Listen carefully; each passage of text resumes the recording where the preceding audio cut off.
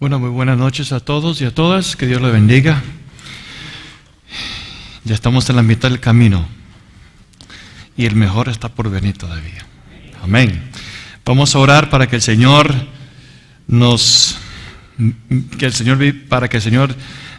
vivifique nuestros cuerpos. Yo sé que estamos quizás un poco cansados por el día, por el trabajo, pero vamos a pedir al Señor que nos encontremos perdidos en su tiempo, perdidos en Él, y que su Espíritu nos vivifica. Amén. Padre, en el nombre de Jesús, muchísimas gracias por la oportunidad que tenemos de compartir con tanta libertad tu palabra. Ahora, Señor, este regalo que hemos recibido, queremos usarlo y multiplicarlo para tu honra y tu gloria esta noche. Danos, Señor, de su manto para enseñar y recibir del Espíritu Santo. Danos oídos para escuchar, ojos para ver, un corazón entendido para recibir, y transfórmanos, Señor. Renuévanos conforme a su palabra, en el nombre de Cristo Jesús, y le damos toda la honra y la gloria.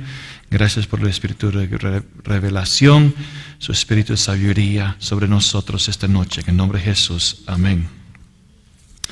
Ok, vamos a continuar con Mateo 24 y quiero iniciar con versículo 13. Mas el que persevere hasta el fin, este será salvo.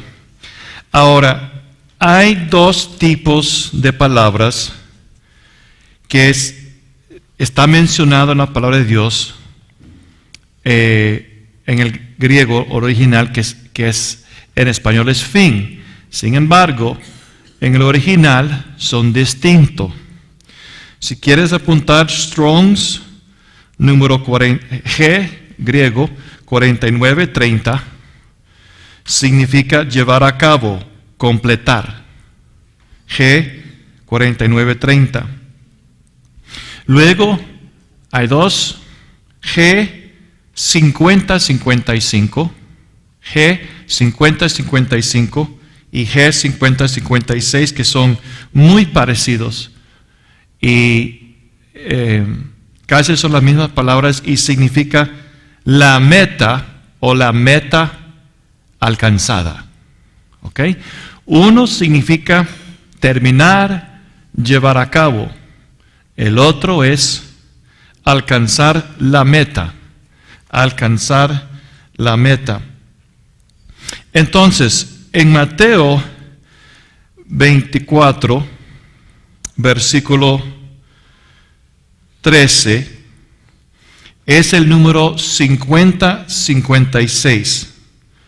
No es el fin de tiempo, sino la palabra en griego es telos, es alcanzar una meta. Alcanzar una meta. Esto es muy importante. Alcanzar una meta. Entonces, versículo 13, mas el que persevere hasta la meta. ¿Ok? Este será salvo. Ahora, en Mateo 24, versículo 6. Oiréis de guerras, rumores de guerras, mirad que no os turbéis, porque es necesario que todo esto acontezca, pero aún no es la meta, el punto alcanzado. Ahora, solo con eso, ya la perspectiva se empieza a cambiar. No estamos viendo como un fin, se terminó, sino todavía falta una meta para alcanzar. ¿Ok? En Mateo 24, 14. Y será predicado este evangelio del reino en todo el mundo para testimonio a todas las naciones, y entonces vendrá la meta. Algo tiene que ser predicado, y vamos a tocar ese versículo, para que las naciones puedan alcanzar la meta. Apocalipsis 21, versículo 6. Y me dijo, hecho está, yo soy el alfa y el omega, el principio y el fin. Al que tuviere sed, yo le daré gratuitamente de la fuente del agua de la vida. La palabra alfa o la palabra principio es arche, que significa el principal o la fuente. Y omega o fin es la meta alcanzada. Cristo está diciendo, yo soy el principio, el principal y la fuente, pero yo soy también la meta. Ahora, el evangelio será predicado, el reino, y después vendrá la meta. Hay que perseverar. ¿Hasta cuándo? Hasta que alcanzamos hasta la meta. Ahora, Apocalipsis 2, versículo 26. Al que venciere, yo guardaré mis obras. Al que venciere y guardare mis obras hasta la meta.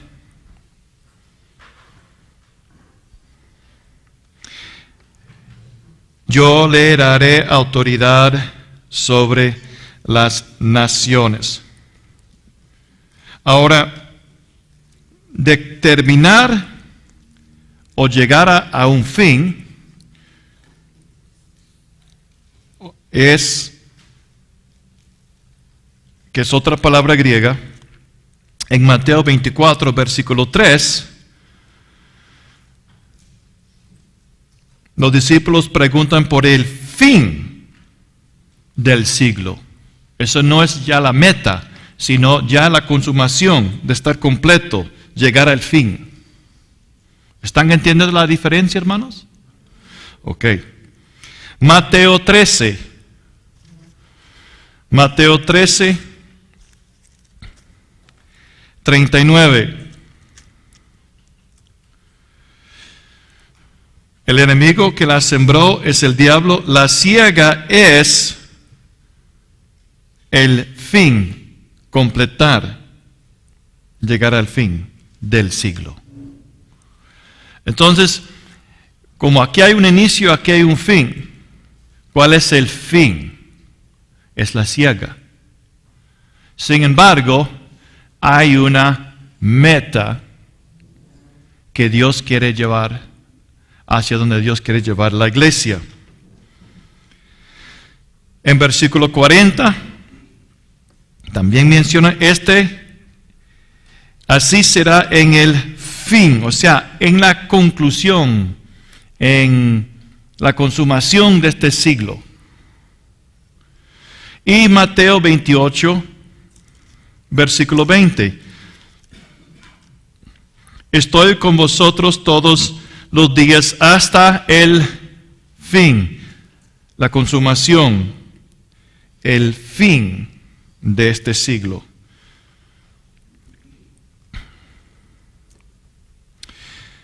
Ahora,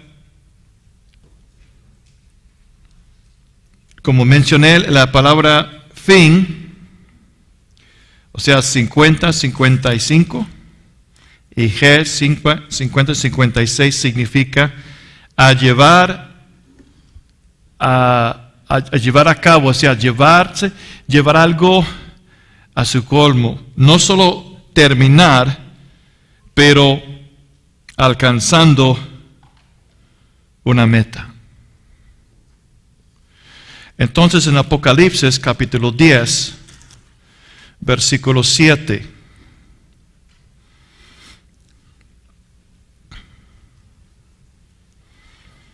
Apocalipsis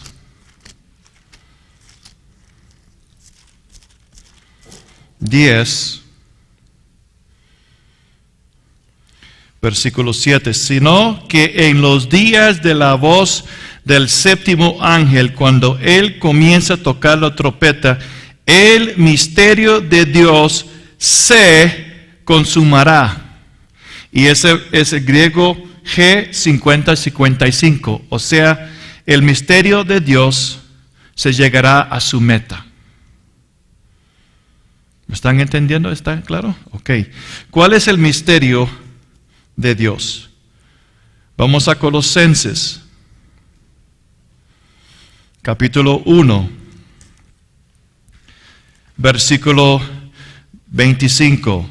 De la cual fui hecho ministro según la administración de Dios que me fue dada para con vosotros, para que anuncie cumplidamente la palabra de Dios, el misterio que había estado oculto desde los siglos y edades, pero que ahora ha sido manifestado a sus santos, a quienes Dios quiso dar a conocer las riquezas de la gloria de este misterio entre los gentiles, que es Cristo en vosotros, la esperanza de gloria, a quien anunciamos amonestando a todo hombre y enseñando a todo hombre en toda sabiduría, a fin de presentar perfecto en Cristo Jesús a todo hombre. ¿Cuál es el fin del misterio de Dios? Cristo en vosotros completo. Cristo en vosotros completo. Ahora, esto nos ayuda a entender cuando el Señor dice, pero no ha llegado la meta todavía. Hay cosas que van a suceder, pero la meta no se ha llegado. ¿Por qué? Porque la meta es una iglesia gloriosa, Cristo en vosotros, glorioso en su plenitud, manifestando su gloria. Ese es el misterio. Ese misterio tiene un fin, una conclusión, pero tiene una meta también. Entonces, esas dos palabras trabajan juntos. Porque sí va a llegar un fin cuando el misterio de Dios ha llegado a su meta. Amén. Entonces, esto es muy importante para entender los propósitos del Padre. Recuerda, estamos viendo la venida del Señor desde el punto de vista del labrador. Y viendo esto como cosecha. Ahora, entonces vamos a empezar con Mateo 24, versículo 13, una vez más. El que persevere hasta el fin, hasta la meta, este será salvo. Gloria a Dios. Ahora entendemos que hay una meta. Ahora entendemos que esa meta es Cristo en vosotros. Y como Pablo dijo, enseñando para que Él sea perfeccionado en nosotros. Cristo, el Padre, no va a enviar a su Hijo hasta que Él vea a su Hijo en la iglesia. Amén. Es interesante, y estoy saliendo de mi tema por un momento.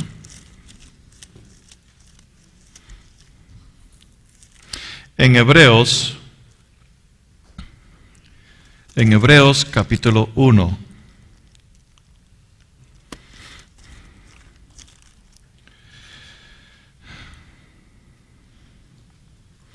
Versículo 3.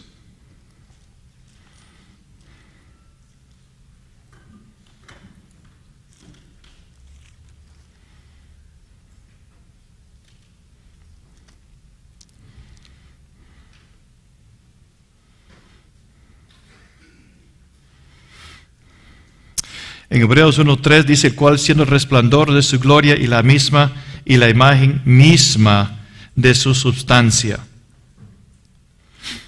Cristo es la imagen del Padre. Ahora Romanos capítulo 8.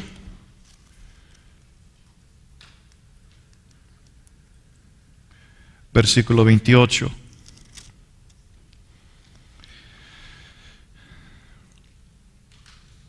29, perdón. Porque a los que antes conoció también lo predestinó para que fuesen hechos conformes a la imagen del Hijo. Entonces, el Hijo refleja la imagen del Padre. La meta del Padre es que la iglesia refleja la imagen de su Hijo. Y como la imagen del Padre está en el Hijo, cuando la iglesia refleje la imagen del Hijo, va a reflejar la imagen del Padre.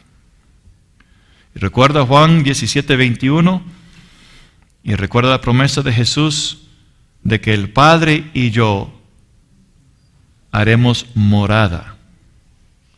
El Padre quiere morar en nosotros.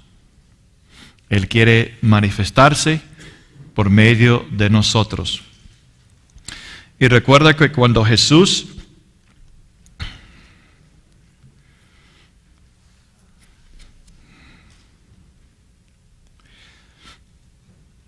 en Juan capítulo 14, Juan 14, versículo 10. ¿No crees que yo soy en el Padre y el Padre en mí? Las palabras que yo os hablo, no las hablo por mi propia cuenta, sino que el Padre que mora en mí, Él hace las obras. Ahora, versículo 12. De cierto os digo, el que cree en mí, las obras que yo hago, Él las hará también, y aún mayores hará, porque yo voy al Padre. ¿Quién estaba haciendo las obras en Jesús? El Padre. Todo lo que usted vio y se ve en la vida de Jesús fue la obra, fue el Padre trabajando en Jesús. Él dijo, es el Padre que mora en mí. Ahora, versículo 23. Y mi Padre le amará y vendremos a Él y haremos morada con Él. Y las obras del Padre que hizo el Hijo, Él las hará también, y aún mayores obras del Padre se manifestará. El enfoque, hermanos, no es en sanidad, en levantar los muertos, es la manifestación del Padre a través de la iglesia. Lo que vamos a ver es la manifestación del Padre a través de Jesús, y cuando la imagen de Cristo es formada en la iglesia, se va a ver la manifestación del Padre y las obras del Padre y mayores que hizo Jesús. El Padre se va a manifestar a la tierra aún mayor que en los tiempos de Jesús. Hermanos, la iglesia tiene un alto privilegio y honra de prepararnos para que seamos vasijas para el Padre. El enfoque es muchas veces en los actos y perdemos totalmente el punto del Señor. Él vino a manifestar el Padre.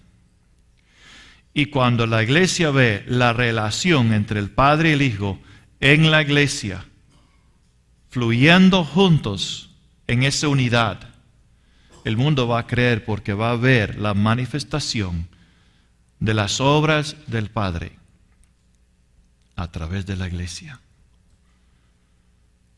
Yo prefiero, y vea qué lindo, porque el Padre va a fluir y manifestarse en multiformes maneras, diferentes formas a través de la iglesia.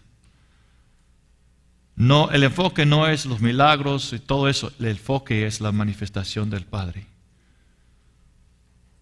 Y queremos preparar nuestros corazones para que podamos llegar a ser morada. Por eso, del Padre, por eso Cristo oró, diciendo que nuestro hombre interior tiene que ser fortalecido para que Cristo pueda morar por fe, habitar por fe. Es una manifestación, es una experiencia mayor que la iglesia está viviendo ahora. Y va a haber una limpieza dentro de la iglesia. Cuando la iglesia empieza a capturar la visión del Señor para su cuerpo y cómo eso tiene relación con el Padre, y empiezan a ver eso que nos espera, van a estar tan motivados para apartarse del pecado, porque van a querer eso, van a desear eso, van a tener sed por eso, y van a ver ese privilegio como un momento de placer que trae la muerte y la destrucción en mi vida. No, hombre, eso no me trae. Lo que me atrae, lo que me sobrecoge, es de saber que yo puedo ser morada del Padre y que mayores obras hará el Padre a través de mi vida que aún la vida de Jesús. No para jactarme, sino para glorificar al Padre. ¿Y qué hacemos cuando viene la gloria de Dios? En Juan 17, Padre, la hora ha llegado, glorifica a tu Hijo. ¿Cuál era el propósito de glorificar al Hijo? El Hijo dijo, para que el Hijo te glorifique a ti. Y el propósito de la gloria que vendrá sobre la iglesia es para que la iglesia pueda glorificar al Padre. Y va a ser algo lindo porque el Padre va a glorificar la iglesia va a glorificar al Padre y el Hijo. El Padre y el Hijo va a glorificar la iglesia y van a glorificar al Hijo. Así como el Padre glorifica a Jesús y Jesús glorifica al Padre, esa relación va a estar entre Dios y la iglesia.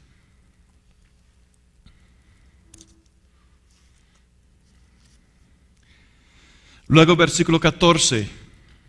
Y será predicado este evangelio del reino en todo el mundo. El evangelio del reino en todo el mundo. ¿Para qué? Para testimonio a todas las naciones, y entonces vendrá el fin. Ok. ¿Cuál es el evangelio del reino? Vamos a Apocalipsis capítulo 1.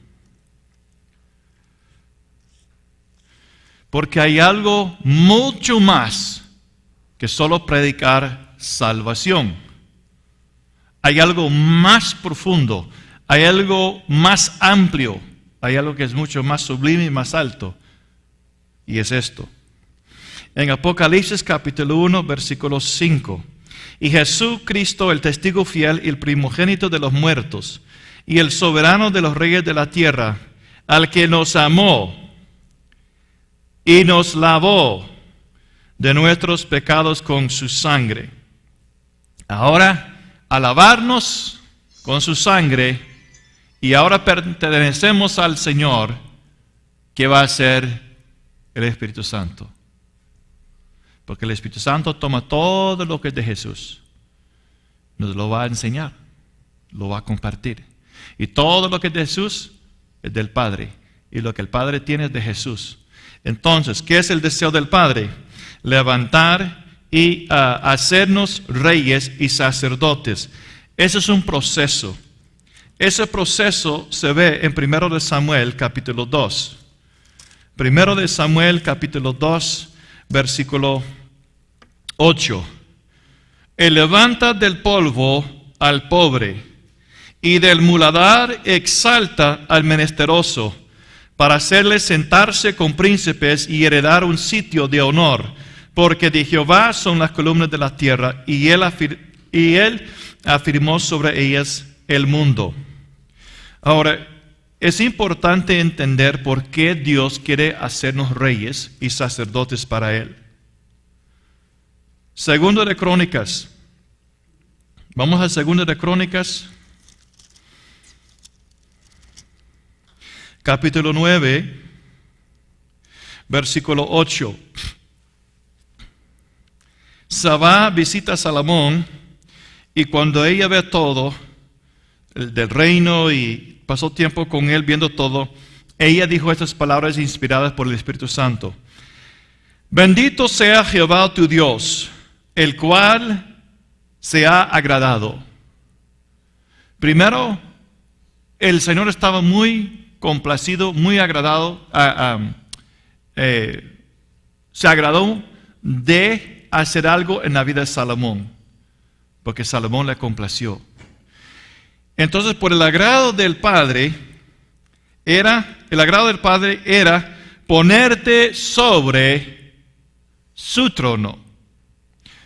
Los tronos de autoridad son parte del trono de Dios, del Padre. El Padre lo que hace es delegar su trono de autoridad. Cristo sentó en el trono del Padre y heredó toda autoridad y poder. Sin embargo, Él dice, al que venciere como yo he vencido, le haré sentar conmigo en mi trono. Entonces, el trono de Jesús es parte del trono del Padre. Y los tronos de los vencedores, todos los tronos son parte del trono del Padre y del Hijo. Entonces, primero sabemos, no es nuestro trono, sino es el trono de Dios, que Él está delegando parte de su autoridad con ese trono. Luego Él dice, para ponerte sobre su trono como rey para Jehová tu Dios. El que está sobre el trono es embajador, es un representante y está representando a Jehová. Entonces, así como el embajador de Guatemala a los Estados Unidos, aunque él vive en otro país, él siempre se apega a la filosofía, la línea, el pensamiento, la dirección del gobierno de Guatemala. Dios guarde que el embajador de Guatemala en los Estados Unidos empieza a tomar decisiones a favor de Nicaragua, El Salvador, de China, etc. Perdería él su puesto. Entonces el embajador, aunque tiene una posición de autoridad, está bajo autoridad. Y como está bajo autoridad, está sometido a los, si lo puedo decir, él tiene que trabajar conforme, usando la escritura, el corazón del gobierno. Suscitaré un sacerdocio fiel. 1 Samuel, capítulo 2, 35 creo que es. Que hará todo conforme mi corazón y mi voluntad. Entonces Dios está buscando, quiere formarnos, levantarnos del polvo, levantarnos del lugar de más feo y transformarnos para su honra y gloria, para que seamos trofeos de su gloria y para que luego podamos tener el corazón de Él, ser motivado por Él, pensar como Él. Y entonces usar esa posesión de autoridad así como Dios mismo lo haría. Luego sigue diciendo, por cuanto tu Dios amó a Israel. Aquí está la motivación.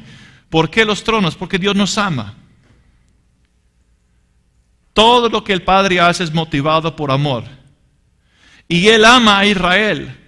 Y Él necesita a alguien que pueda representar a Él aquí en la tierra y gobernar como rey sobre Israel, como si Dios mismo lo estaba gobernando.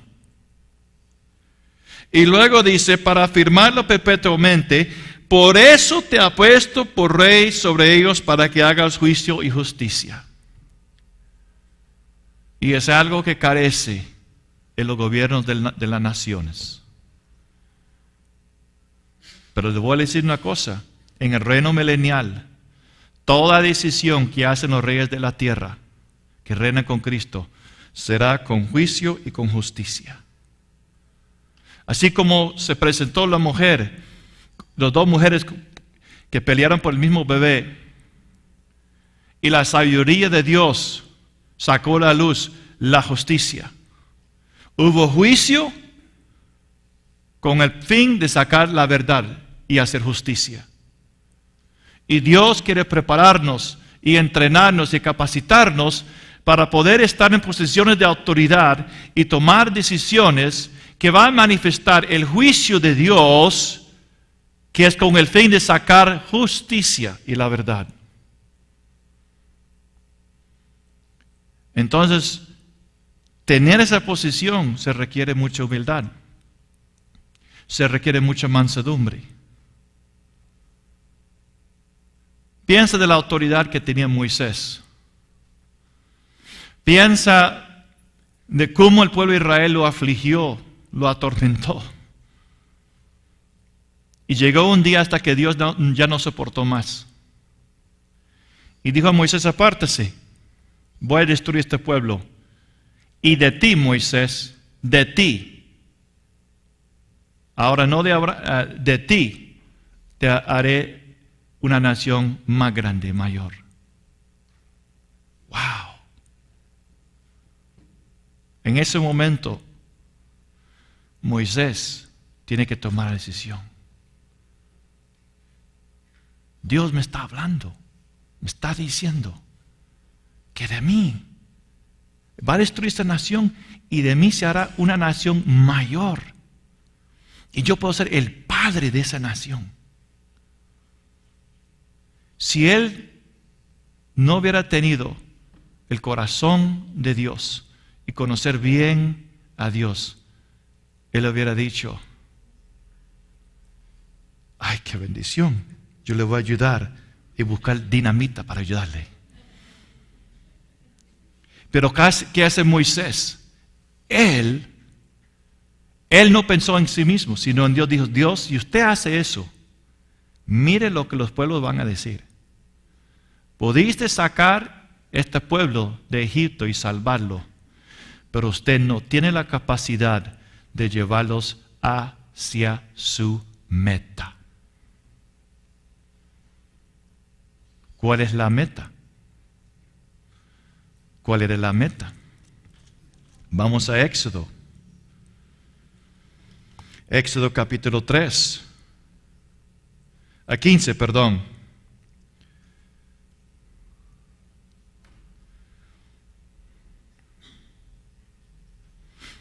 Éxodo.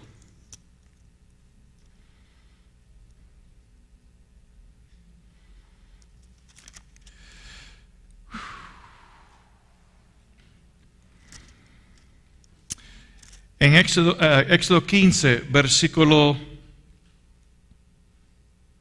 13.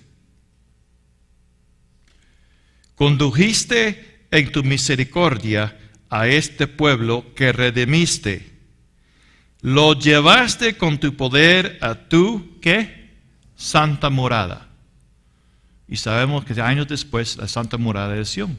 De ahí David reinó y entró, conquistó sus enemigos y entraron en un tipo de descanso. Pero vea lo que dice aquí: lo llevaste. ¿Qué tiempo es eso? Pasado. Desde el principio, ya Dios vio el proceso como terminado. Sin embargo, versículo 17, tú lo introducirás. ¿Qué es eso? Futuro.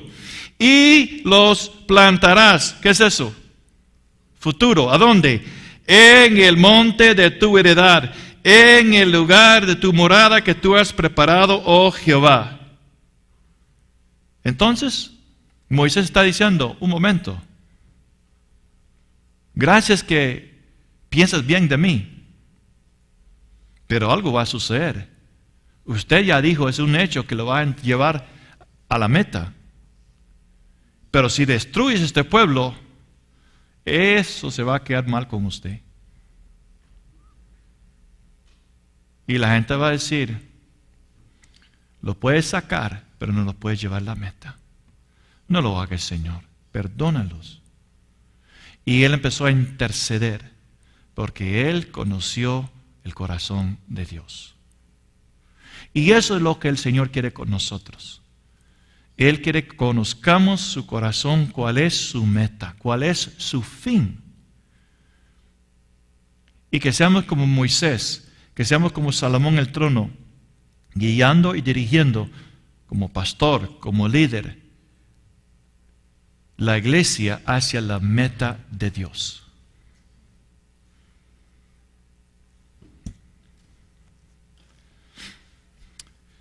Vamos a Apocalipsis 5, porque todavía estamos en versículo 14. Apocalipsis capítulo 5, el Evangelio. Ahora, Él nos hizo reyes y sacerdotes.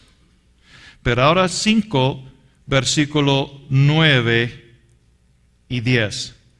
Digno eres de tomar el libro, de abrir sus sellos, porque tú fuiste inmolado y con tu sangre nos has redimido para Dios. Salvación. Pero ahora nos ha redimido, ¿de dónde? De todo linaje, de toda lengua. ¿Cuántas lenguas aquí en Guatemala? 3, 30, 23. En India hay cientos en India. Y pueblo y nación. Ahora, no estamos hablando de salvación porque nos ha redimido. Somos salvos. Salvos con un fin, salvos con una meta, salvos con un propósito. Este es el evangelio del reino que tiene que ser anunciado a cada lengua, dialecto, pueblo, tribu. ¿Y cuál es el mensaje? Nos ha hecho para nuestro Dios reyes y sacerdotes y reinaremos, reino milenial, sobre la tierra. Hace, no sé, este año y el año pasado, en las Amazonias se descubrieron un nuevo tribu. Imagínense, en el siglo XXI todavía están descubriendo lenguas y tribus y pueblos y naciones en las selvas de las Amazonias. Y mostraron fotos desde la avioneta. ¿Y sabe lo que me vino a mí? Lo primero que yo pensé cuando vi eso es: ¿quién va a traducir la Biblia a ese dialecto? ¿Y quién va a tener ese privilegio y honor de enseñarle este versículo? Para que de ese linaje, de ese pueblo, de esa lengua, de ahí pueden salir por lo menos un rey y un sacerdote para el Señor por toda la eternidad. Esa es la meta. No es solo predicar salvación, hermanos. El mensaje del reino que será anunciado a cada lengua, tribu, pueblo y nación es el mensaje que Dios quiere levantarle del polvo, del pecado, de la situación donde te encuentras espiritualmente, y no hay nada que el Señor no puede hacer para convertir tu vida, para que seas un príncipe, un rey, una princesa para el Señor. ¿Y por qué eso tiene que ¿por qué digo eso? Porque dice: nos ha redimido y nos ha hecho, aunque seas de solo una persona de una lengua, pero va a ser un representante de esa tribu, de lengua, nación, por toda la eternidad. Un día un pastor estaba muy desanimado y dijo: Señor, ¿qué estoy haciendo con esta iglesia de 20 personas? Y el Señor dijo: usted está preparando 20 reyes.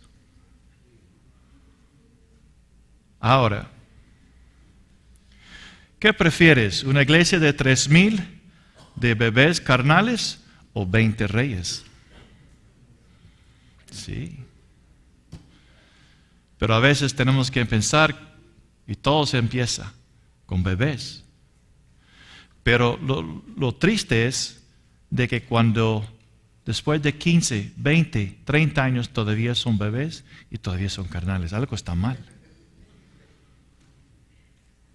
Esa no es la meta de Dios.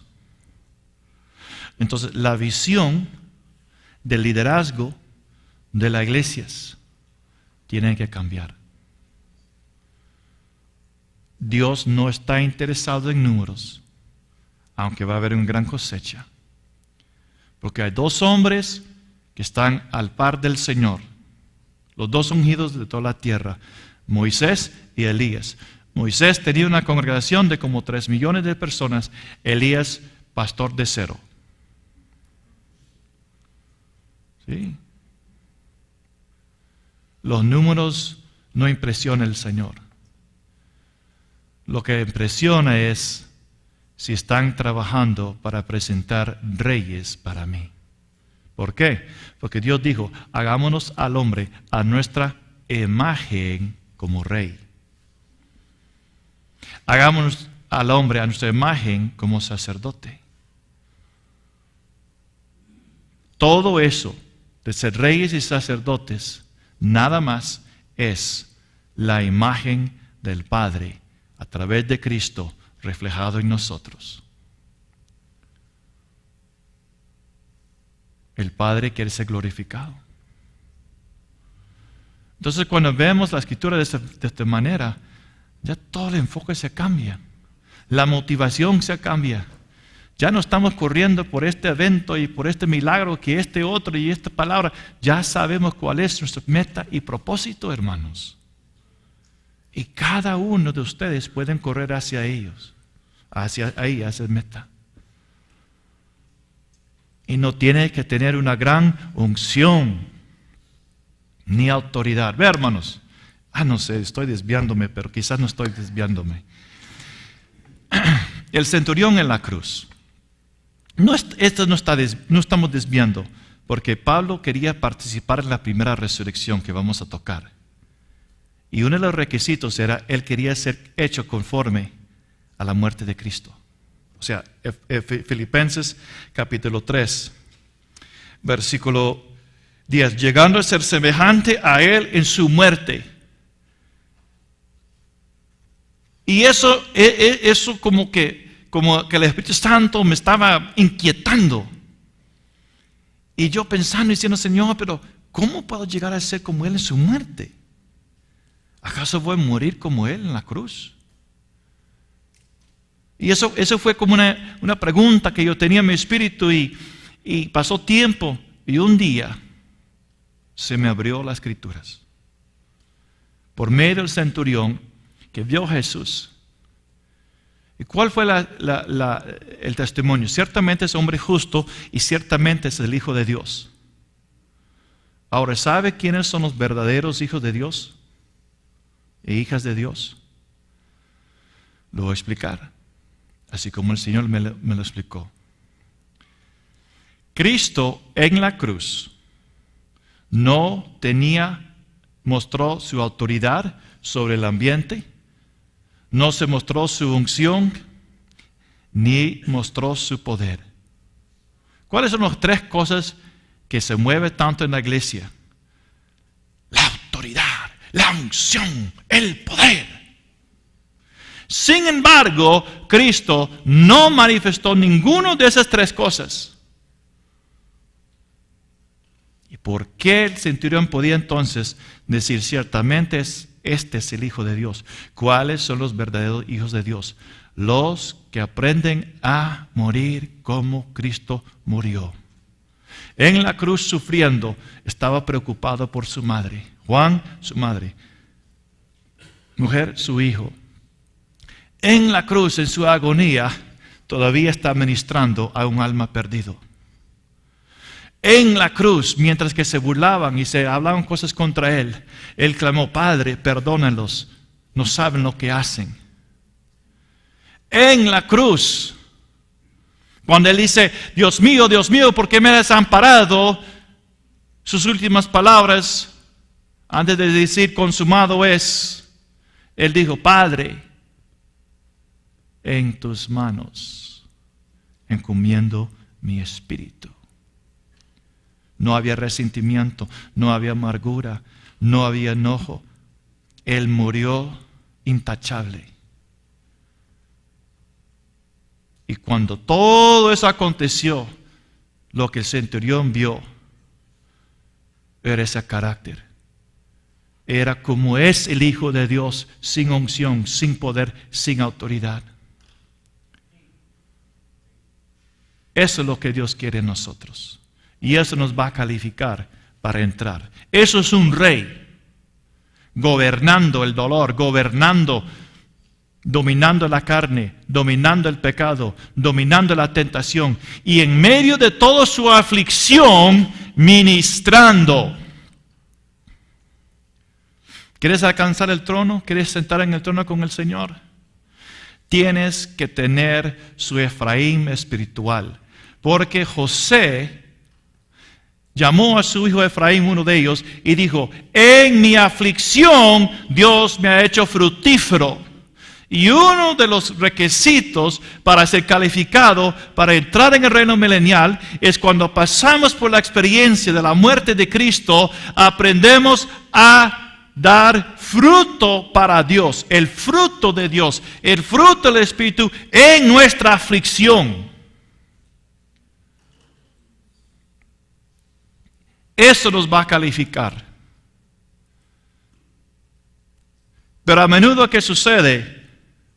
En nuestra aflicción resentimos, murmuramos, criticamos, atacamos, odiamos, aborrecemos. Eso no va a calificarnos. ¿Y cómo sabemos cuando uno esté listo para gobernar con Cristo? Cuando puede responder a sus enemigos, hermanos, consolándolos, alimentándolos, diciendo: no te preocupes, usted pensó mal de mí, usted pensó hacer mal conmigo, pero Dios lo encaminó para bien. Dios cambió la maldición a bendición. No te preocupes. En Génesis capítulo 45, Dios quiere hacernos reyes para Él. Pero a veces las peldañas de sufrimiento, las peldañas que nos lleva abajo, como nos llevó José, las peldañas de humillación, decimos: no, yo no quiero descender, yo quiero subir. No, yo no quiero padecer, pare de sufrir. Si no padecemos con Cristo, no reinaremos con Él. Romanos 8:17. Y Génesis capítulo 45.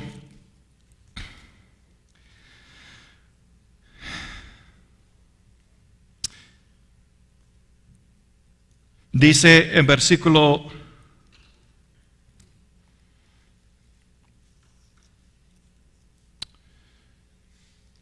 Se me perdió el lugar.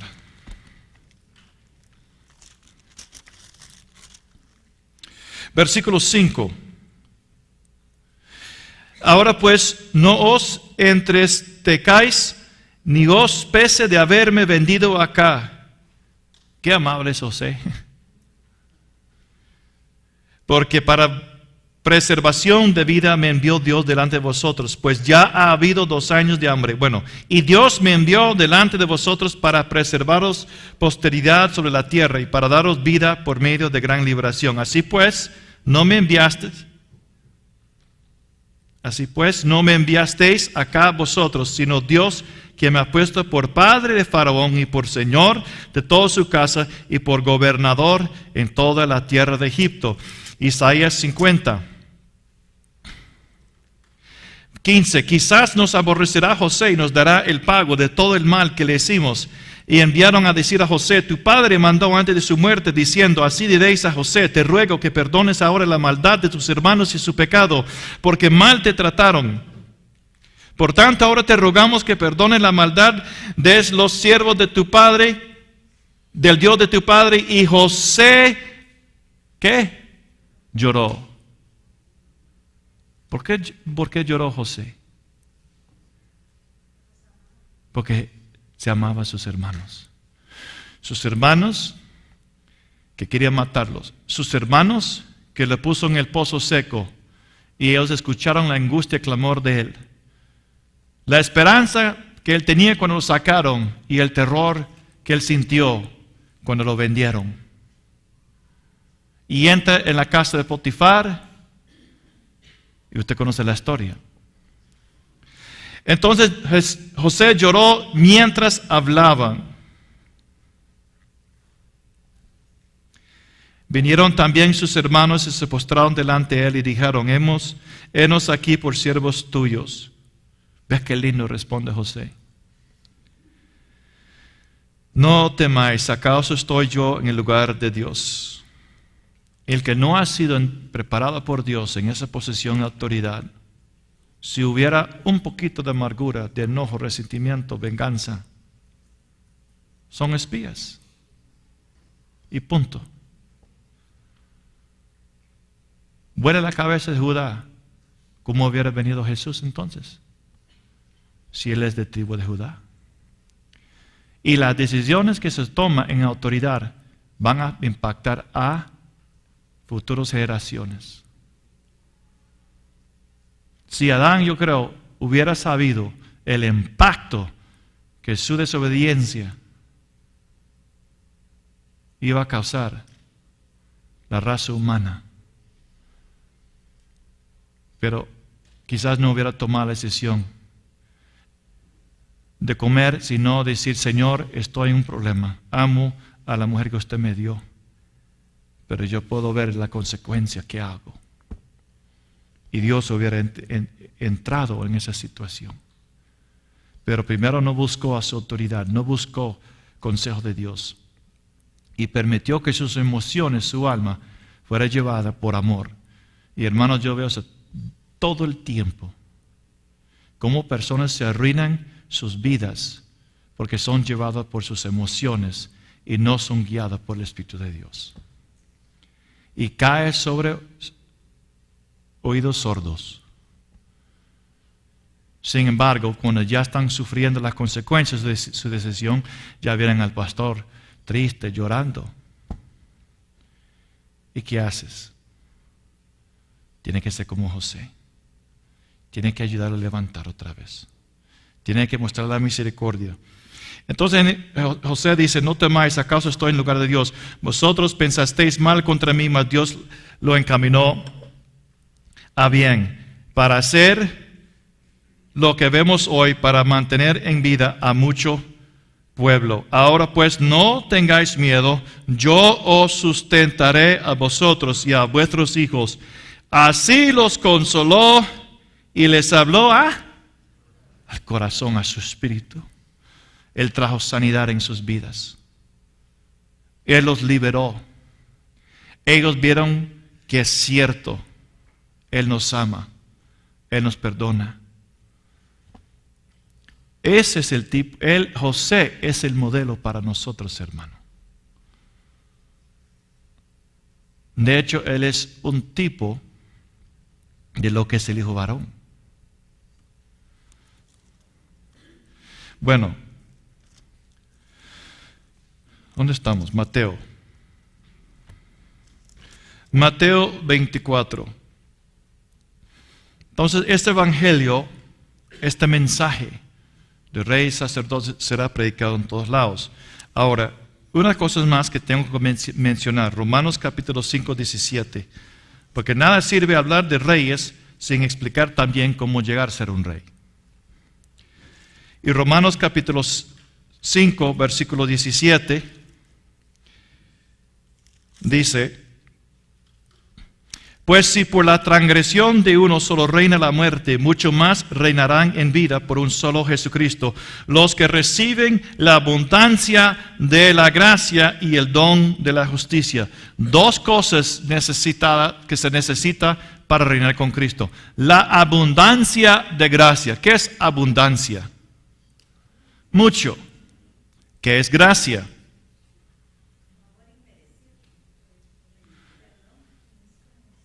Okay. Una moneda tiene dos caras. Por un lado, gracia es favor inmerecido.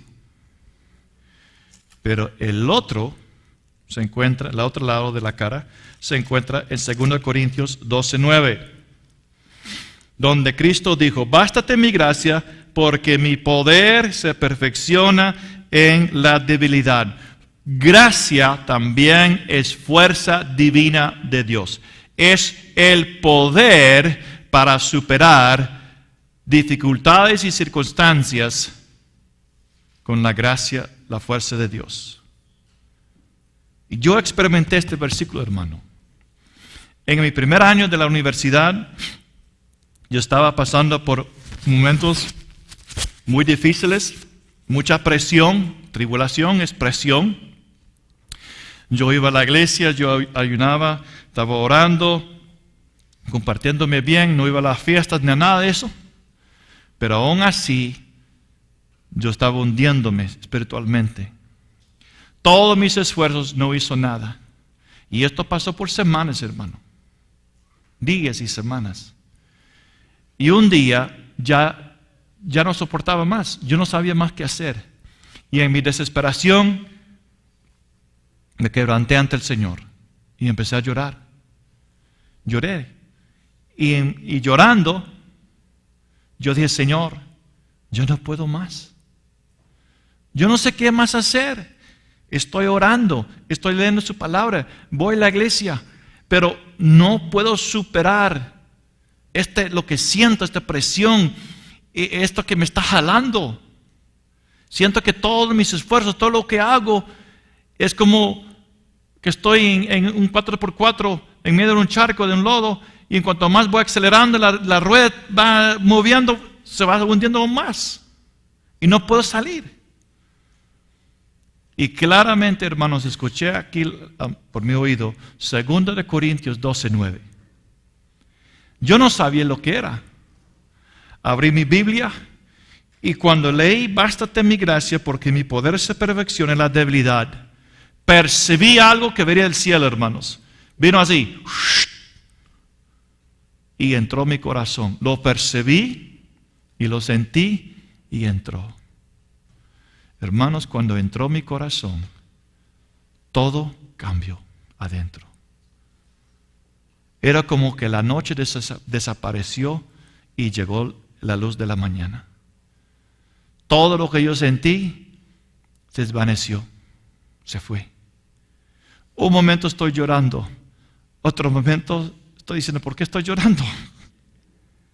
Y hermanos, sentí esto. Sentí como un águila volando en el aire. Y a partir de ese día, todo cambió en mi vida. Aquí. Las circunstancias no cambiaron, siguieron igual. Pero ahora yo tenía una fuerza.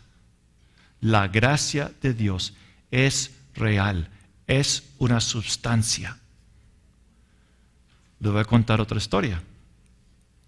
Yo estaba mi tiempo en Honduras con un ministerio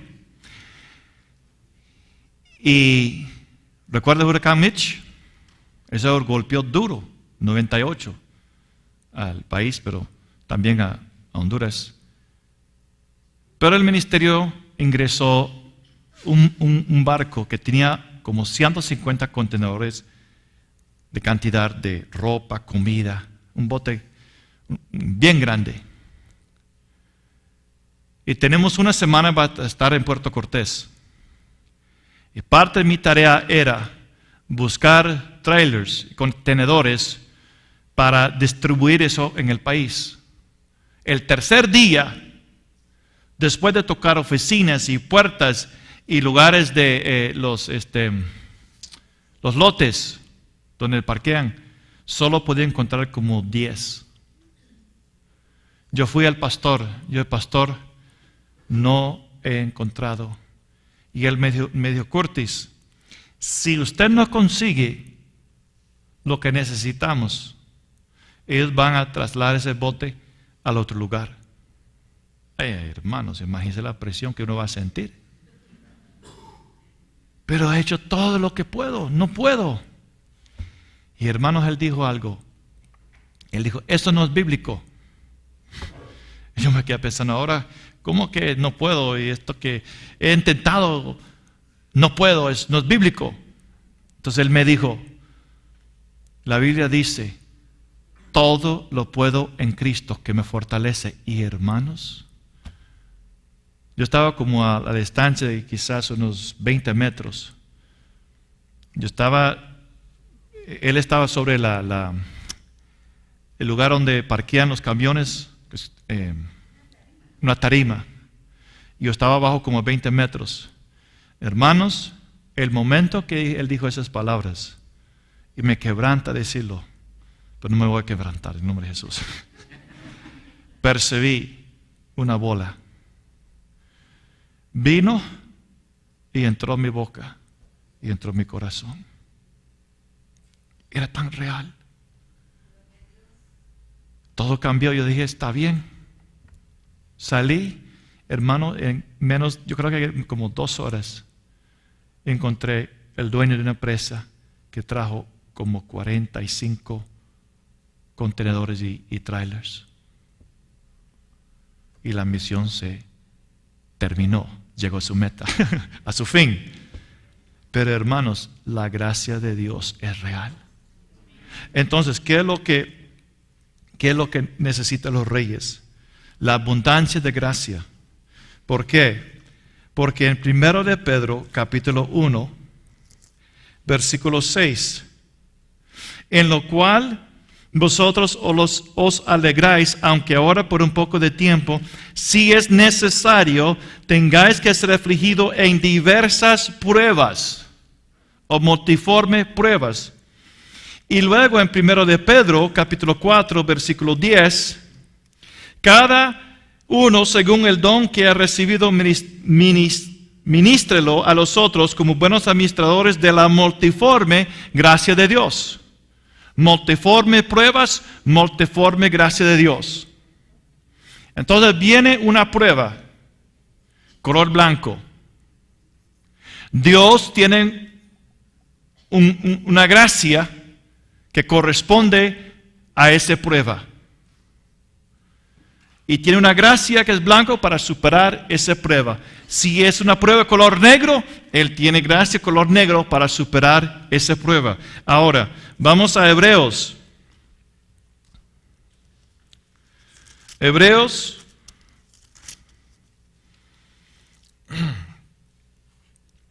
Hermanos, yo vine roncando un poquito en el carro porque estaba tan cansado. Pero no estoy cansado ahora. Esto es bueno, hermanos. Yo estoy siendo alimentado yo mismo también. En Hebreos, capítulo 13.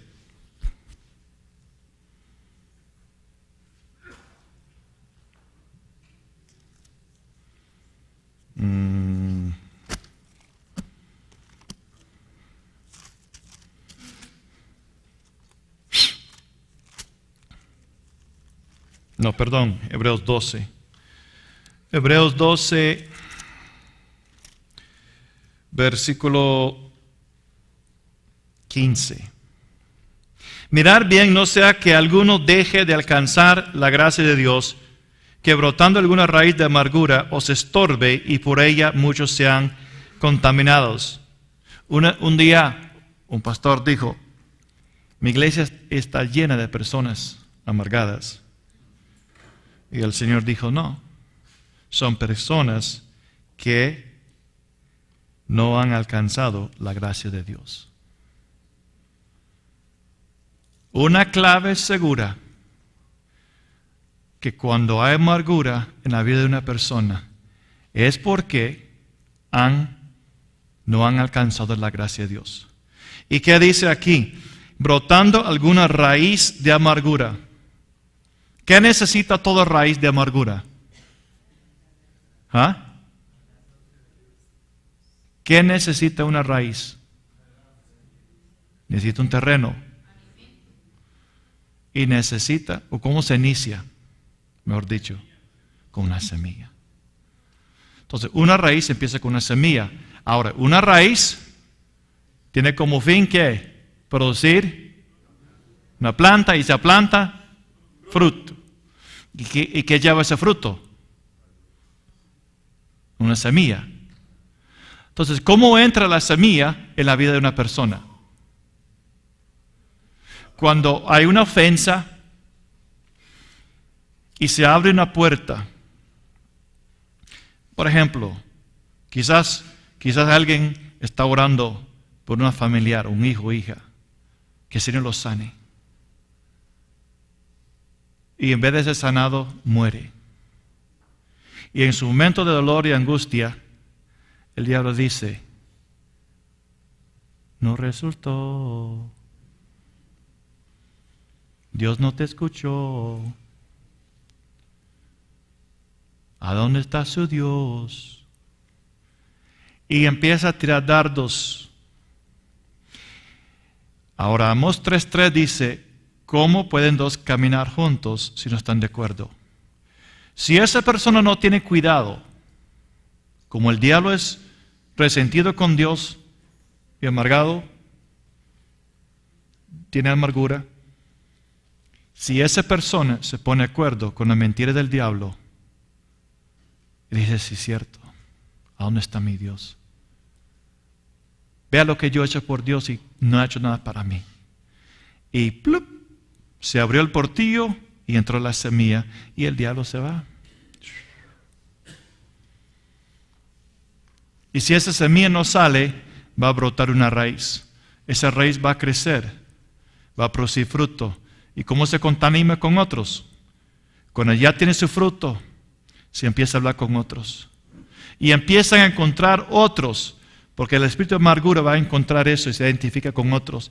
Y va a decir, fíjate que así Dios hizo, oré y Dios no me contestó. Y quizás esa persona está pasando por un momento difícil y dice, bueno, si a no le contestó, no me va a contestar a mí también. O quizás quejando del pastor, o quejando de un líder, o quejando de un vecino, y el otro dice, sí está, es cierto, verá que me hizo lo que me dijo a mí. Y plup, te pones de acuerdo y empieza a comer el fruto de esa amargura en esa persona, y cuando se come ese fruto, ¿qué traga? La semilla. Y se empieza a reproducir. Y pronto hay muchos contaminados, porque la contaminación sale de lo que está el corazón.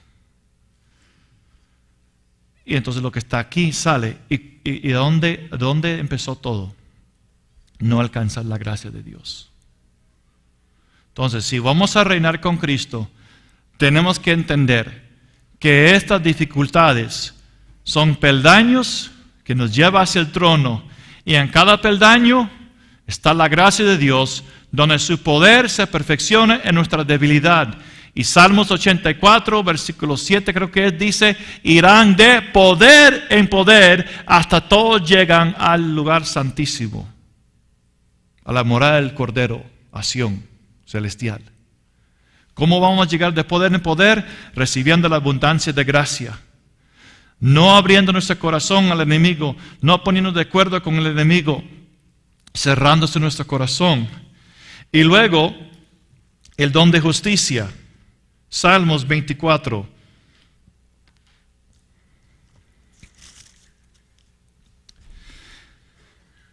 Salmos 24, versículo 3. ¿Quién subirá al monte de Jehová? ¿Quién subirá a Sión? ¿Quiénes son los que van de poder en poder?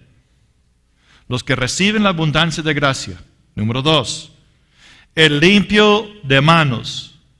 O sea, hablando de obras. Puro de corazón. El que no ha elevado su alma a cosas vanas, ni jurado con engaño, él recibirá bendición de Jehová y justicia del Dios de salvación. Ahora, ¿para qué son estas cosas? Dice, tal es la generación de los que le buscan, de los que buscan tu rostro.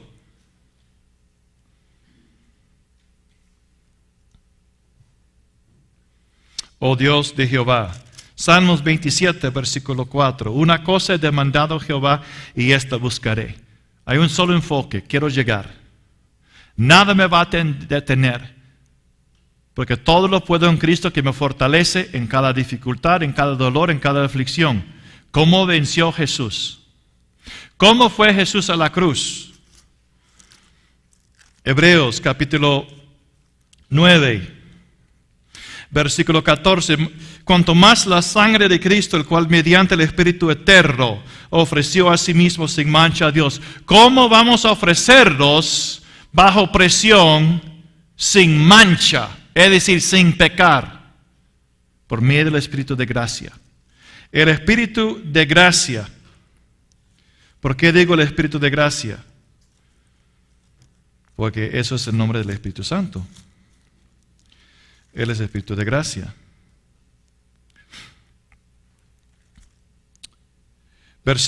Tito capítulo 2, versículo 11.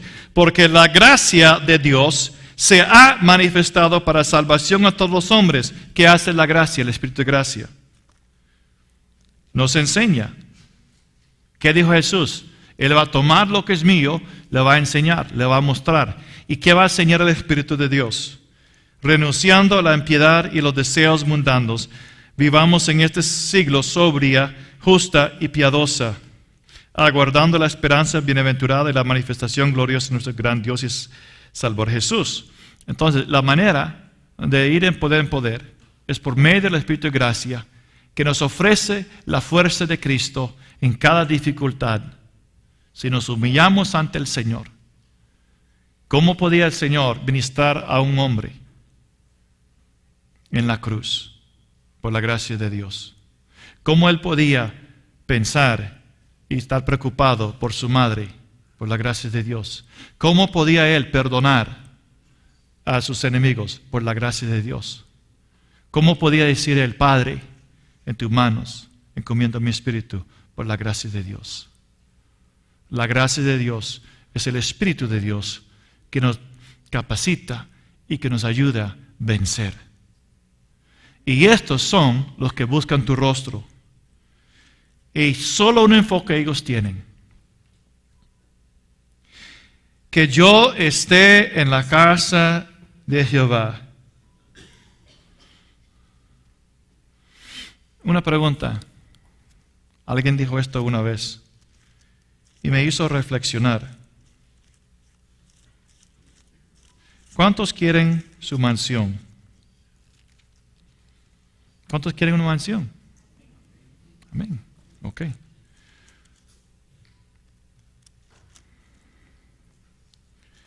Juan capítulo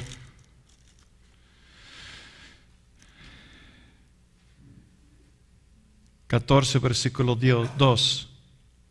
En la casa de mi Padre hay muchas moradas. ¿No sería mejor vivir en la casa con el Padre en vez de tener su propia mansión separado del Padre? Yo creo que sí. Yo nunca había pensado en eso, pero un pastor nos retó. Y esto es lo que dice David. Él no dijo, yo quiero mi mansión. No, dice, yo quiero que yo esté en la casa de Jehová. Piensa de una casa y ahí mora el Padre, ahí vive el Hijo. Y en el reino hay mansiones y casas por todos lados. Y el Señor dice, bueno, ahí está tu mansión. Oh, qué lindo. ¿A dónde usted vive, Señor? Ah, en la casa de mi Padre. ¿Quieres vivir ahí también? Mi mansión, la casa de mi Padre. David dice, una cosa he demandado. Yo quiero vivir en la casa de mi Padre.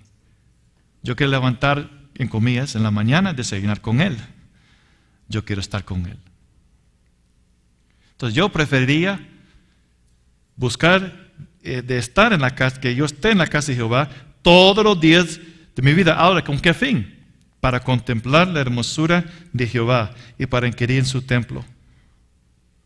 Entonces, el salmista está diciendo que los que van a reinar con Cristo son los que buscan el rostro del Señor.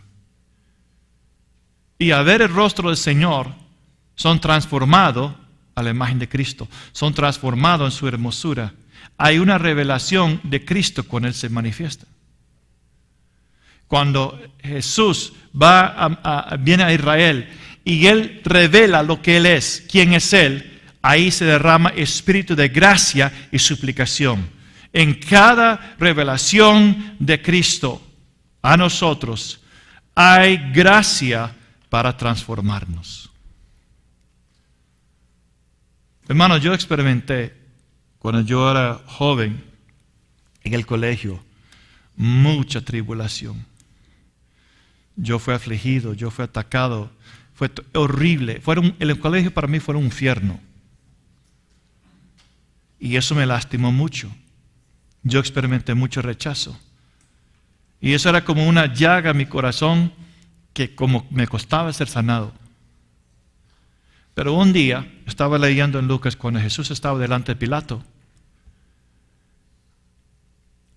Y el pueblo, él decía, ¿qué hago con este hombre?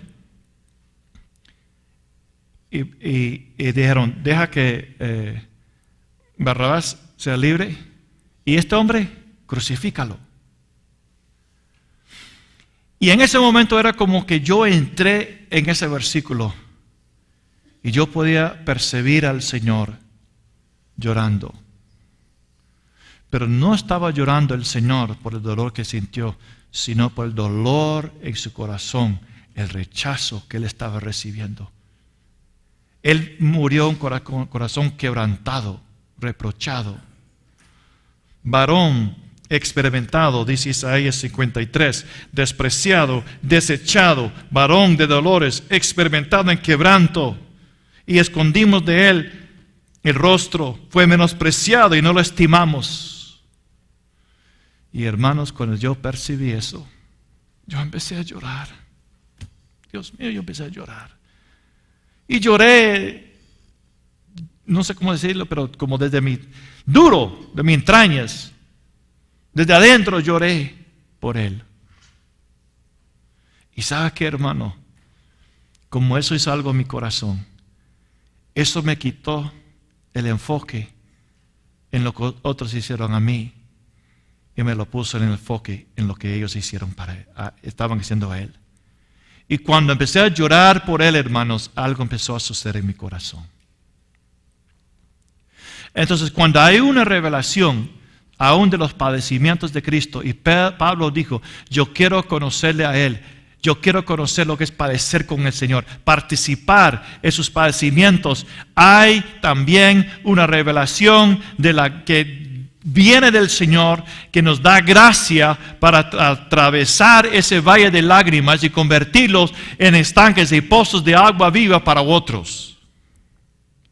Y estos los que van a ir de poder en poder hasta todos llegan a Sion, donde están los tronos de los vencedores. Y estos son los que van a recibir, por medio de la abundancia de la gracia, el don de justicia, el privilegio de sentar con Cristo y reinar con Él.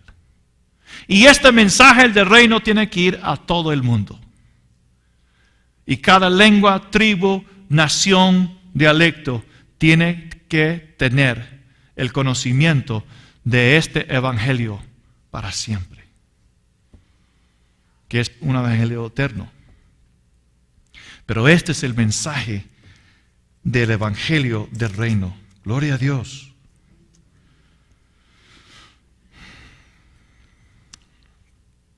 Oh, cómo me gustaría quedar en este versículo. Ay, pero tenemos que ir al versículo 15. Entonces el Señor está dando su discurso. Y podemos ver que el Señor está dando como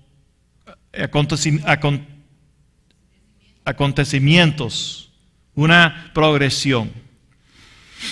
Y una de las señales o una de las cosas que va a marcar que se está acercando el tiempo es los principios del dolor de parto. Que eso podemos ver. Sin embargo, estos, como dice Marcos, alborotos y terremotos y tsunamis y todo eso, va a ir más frecuentemente y mayores. ¿Por qué? Porque Dios va a sacudir el cielo y la tierra. ¿Con qué fin? Para que el deseado de las naciones pueda ser recibido por las naciones. Ok. Pero ahora dice, versículo 15. Por tanto, cuando veáis, y luego versículo 12 empieza a hablar del aumento de la iniquidad y la lucha, la batalla que va a haber, del mundo, del enemigo, atacando el amor de los cristianos. el diablo tiene el mundo. Él está interesado en tener la iglesia, de atacar la iglesia, destruir la iglesia. Entonces el amor de muchos van a enfriar. Pero en eso, Él dice, los que persevere hasta la meta. Tenemos una meta que es muy clara, hermanos. Con esa meta, con esa visión, el Señor mismo, en Hebreos capítulo 12, Hebreos capítulo 12, puesto los ojos, versículo 2, en Jesús, el autor y consumador de la fe, el cual por el gozo puesto delante él sufrió la cruz, menospreciando el oprobio, y se sentó a la diestra del trono de Dios. Así vamos a vencer, hermanos, teniendo claramente delante de nosotros la meta, la visión de Dios, y cómo llegar ahí por medio de su gracia, entendiendo que los padecimientos y las pruebas son parte del proceso de perfeccionarnos, de quebrantar nuestro orgullo, de humillarnos ante el Señor y para poder en nuestra debilidad recibir de su gracia, de su fuerza divina. Y así vamos siendo transformados internamente poco a poco. Luego, el evangelio del reino tiene que ser predicado, el mensaje de reyes y sacerdotes en todo el mundo. Y cuando eso sucede, después de eso se llegará a su fin. Ahora, el Señor como Él pare ahí, y Él va a sacar algo del libro de Daniel, que va a ser un señal también. Todavía Él no ha hablado su venida. Todas estas cosas van a acontecer antes de que Él desciende del cielo y somos arrebatados en el aire con Él. Y dice, por tanto, cuando veáis en el lugar santo. Ahora, ¿dónde está el lugar santo? En el templo. Ahora, recuerda que cuando Jesús dijo, piedra sobre piedra, el templo va a ser destruido. Sabemos que eso fue en el año 70. Ahora, ¿hay un lugar santo? No. Ok. Ahora, esto es importante. Vamos a parar aquí. Porque tengo que mostrarles de que va a haber un templo. Entonces, primero vamos a donde Daniel. Yo sé que los que recibieron en Daniel el año pasado, ya usted tiene sus notas, pero yo solo quiero mostrar esto en Daniel 27. A la mitad de la semana hará cesar el sacrificio y la ofrenda. El sacrificio y ofrenda es algo que hacían los judíos en el templo. Entonces, el Señor está hablando de lo que dice Daniel. Daniel está viendo que va a haber un templo con sacrificios otra vez. Recuerda, Oseas dijo de que por mucho tiempo van a estar sin terafín, sin sacerdotes, sin sacrificio. Sin embargo, eso va a reiniciar porque va a haber un lugar santo. Vamos a Apocalipsis, capítulo 11. Juan está profetizando después de la destrucción de Jerusalén, que sucedió en el año 70.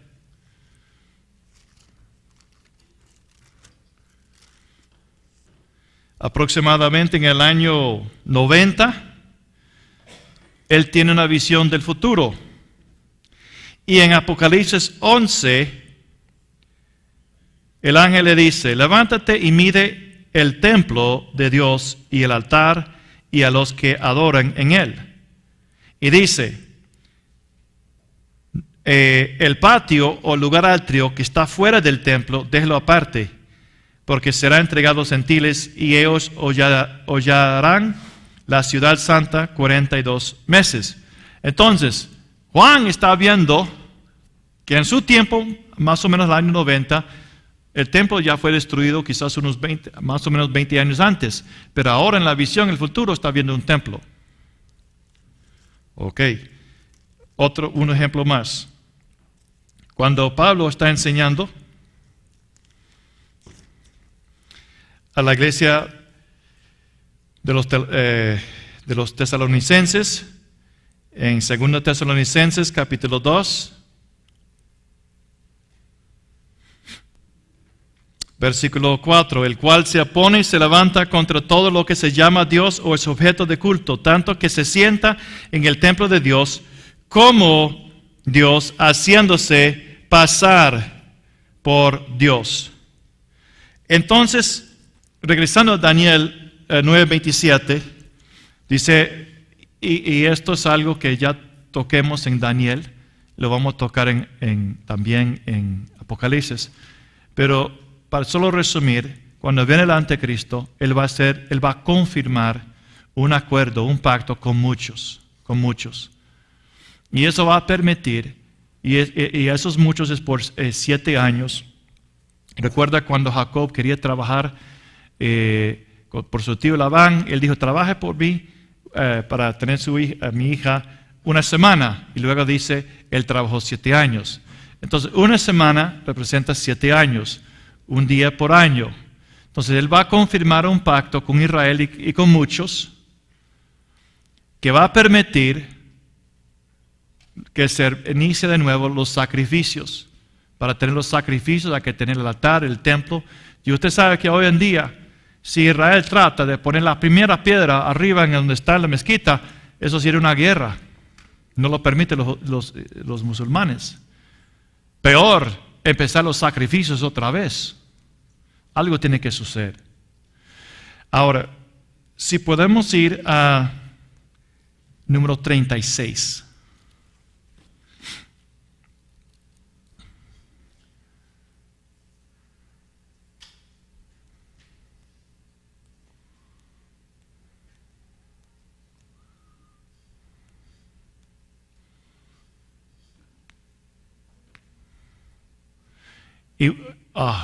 Ahí está. Excelente. Ok. Los últimos 7 años es la 70ª semana de Daniel. Ya ustedes recibieron Daniel. Y si quieres poder ir a revisar su libro de Daniel, no vamos a entrar en esos detalles. Pero él va a confirmar el pacto por una semana. Y en la mitad hará cesar el sacrificio y ofrenda. Daniel 9:27. Y Jesús dice, y habla de la abominación desoladora de que habló el profeta Daniel. El que lee, entienda. Entonces, por eso necesitamos el libro de Daniel. Y si no tiene el libro de Daniel, consigue el libro de Daniel, léelo, revíselo, ahí se lo va a explicar muy bien eso. Pero es algo que cuando veáis, es algo que se va a ver. ¿Cómo vemos las cosas en el mundo hoy en día? Televisión, internet, celular, o sea, la tecnología ha avanzado. Entonces, es posible ver algo que sucedió, un sismo, un terremoto, una llena, una explosión al otro lado del mundo, y en minutos tenemos las noticias y en vivo desde Afganistán o en vivo desde China, lo que sea, donde sea, tenemos casi al momento, estamos viendo los eventos. Entonces, va a ser muy fácil ver esto va a ser noticias en todos lados. Cuando veáis en el lugar santo la abominación desoladora de quien habló el profeta Daniel, el que le entienda, entonces los que estén en Judea huyen a los montes. Ahora, si el Señor dice que los que están en Judea huyen a los montes, lo está diciendo porque algo va a suceder ahí en Judea. Algo va a iniciar ahí. Eso va a ser el centro de algo que va a tener una influencia y impacto en las naciones. Entonces los que estén en Judea huyen a los montes. El que esté en la azotea no descienda para tomar algo de su casa. Y el que esté en el campo no vuelva atrás para tomar su capa. Va a ser algo tan repentino, tan rápido, que no vayas, si estás en el campo no regreses a su casa. Salga, vaya a los montes. Mas hay de las que estén encintas y de las que crían aquellos días. Orad pues que vuestra huida no sea en invierno ni en el día de reposo, porque para los judíos el día de reposo es sagrado. Porque habrá entonces, ¿ok? ¿Cuándo es el entonces? ¿Cuál es el contexto de cuando Jesús dice entonces? La abominación. O sea, Él está refiriendo a versículo 15. Es algo futuro. Es algo que se va a ver claramente. Ahora, recuerda que los discípulos están preguntando cuál es la señal de su venida y el fin, la conclusión del siglo. Y Jesús va explicando, estas cosas van a suceder, pero no ha llegado todavía la meta. Los propósitos de mi Padre no han llegado a la meta. El misterio de Cristo en vosotros no ha llegado a su madurez todavía. Entonces dice, habrá gran tribulación. Quiero que vayan conmigo a Mateo 13. Mateo 7, perdón. Mateo 7. Versículo 13 a 14. Entrar por la puerta estrecha. Okay. Hay una puerta espiritual. Obviamente no está hablando de algo natural, pero es algo en el ámbito espiritual. La palabra estrecha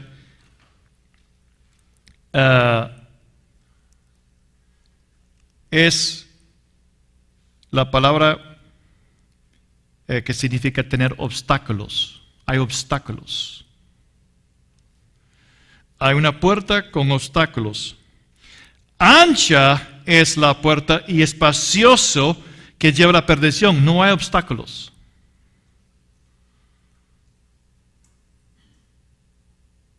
Ahora, ¿cuántos saben lo que es el fútbol americano? Sí.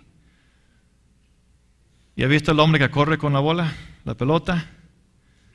Y hay como 11 obstáculos que la está buscando impedirlo.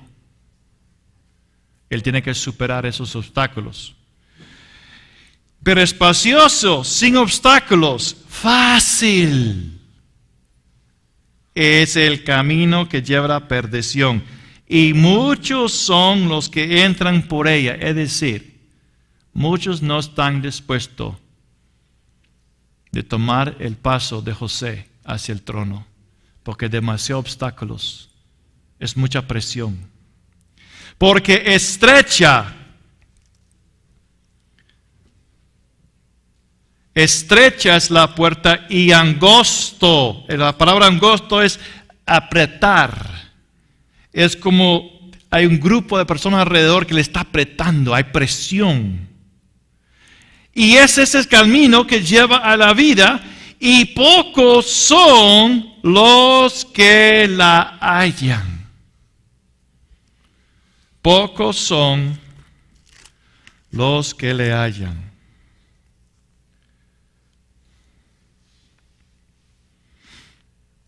Ahora, creo que es en Lucas.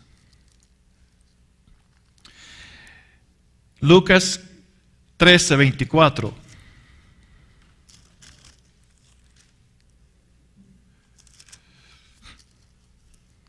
Qué lindo es esto.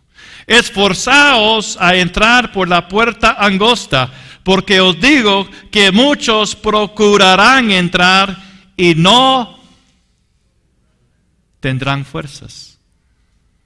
Eso es lo que significa la palabra podrán. No van a tener fuerzas.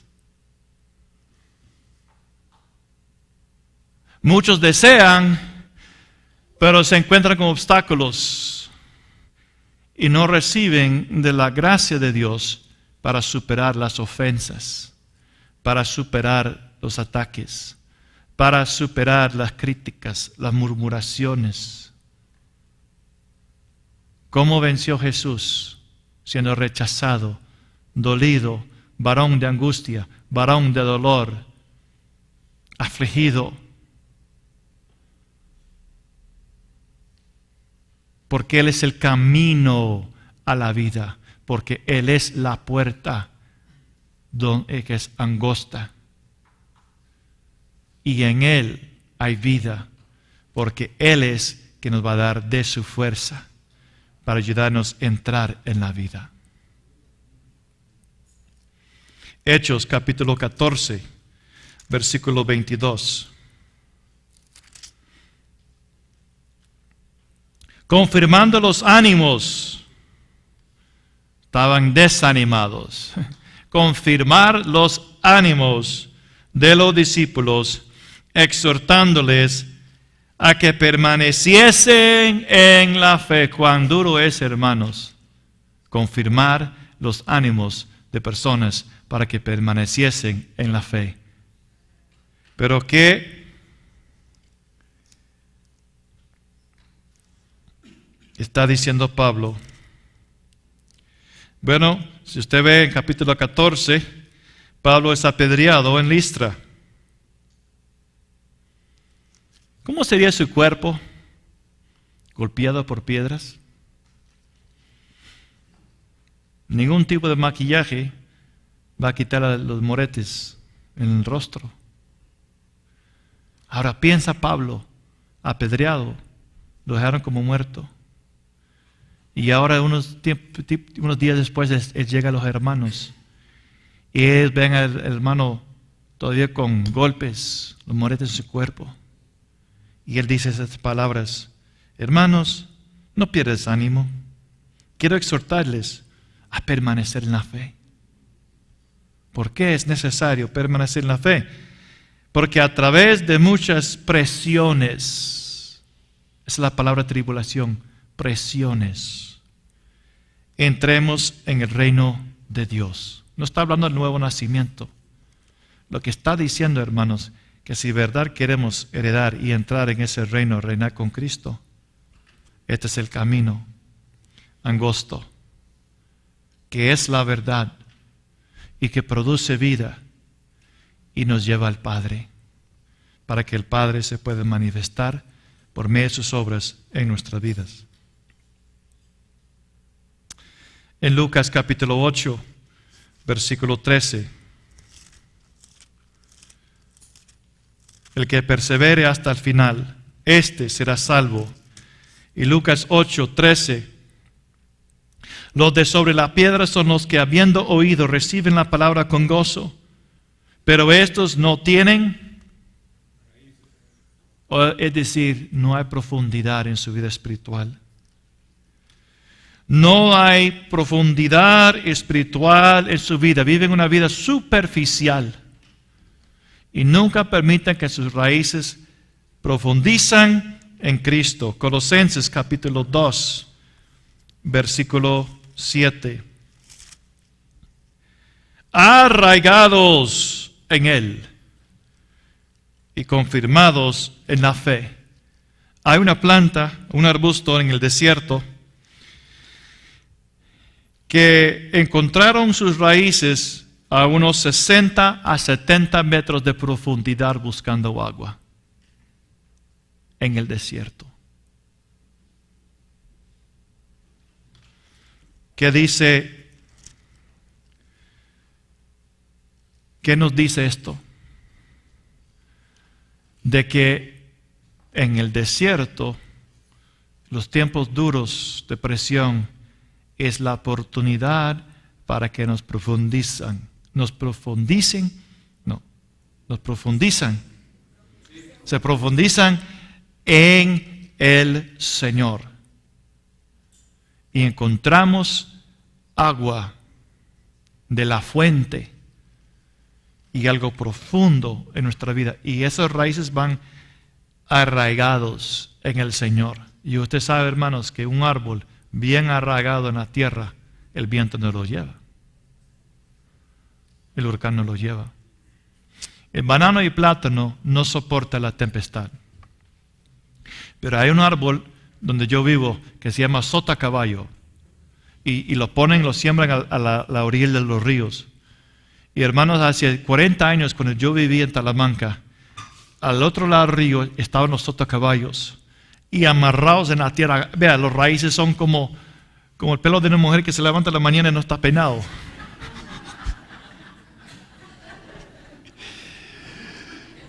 Y hermanos, ese río, no sé cuántas llenas han tenido. Y después de cada llena, ahí están los árboles. Ni la llena ni la corriente del agua puede soltarlos porque están bien arraigados en Cristo, en la tierra. Y eso es lo que queremos, ser bien arraigados en Cristo, en su fuerza. Y en su fuerza sí vamos a superar, hermanos. Tenemos que parar aquí.